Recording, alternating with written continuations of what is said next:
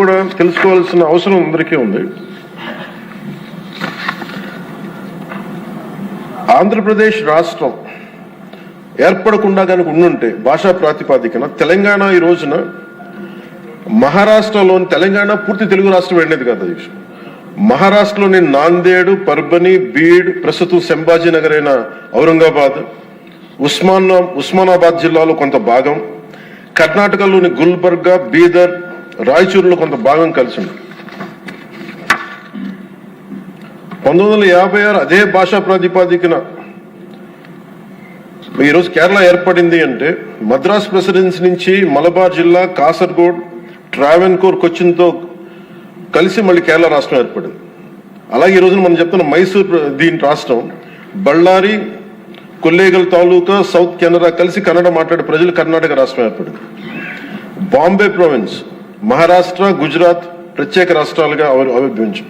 తర్వాత పంజాబ్, హర్యానా,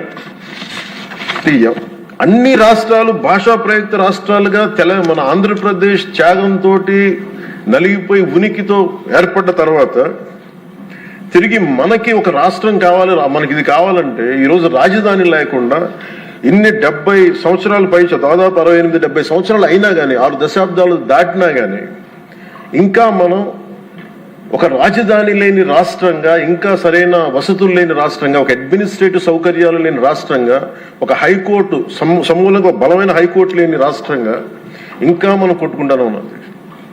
ఇది నిజంగా చాలా ఆవేదన కలిగించేది, చాలా బాధ కలిగించేది. ఒకసారి అనిపిస్తుంది అసలు భాషా ప్రయుక్త రాష్ట్రాల ఏర్పాటుకు లేకుండా ఉండి ఇంకోలా ఉండేదేమో పరిస్థితి అని. మన అన్ని రాష్ట్రాలకి దేశం మొత్తం మీద మనకి జాగ్రఫీలు మార్చి మన జాగ్రఫీని తుడిచిపెట్టేసుకుని అటు ఇటు ఇంకా కొట్టుకుంటా ఉన్నాం. ఒక క్యాపిటల్ లేదు, ఇంకోటి లేదు.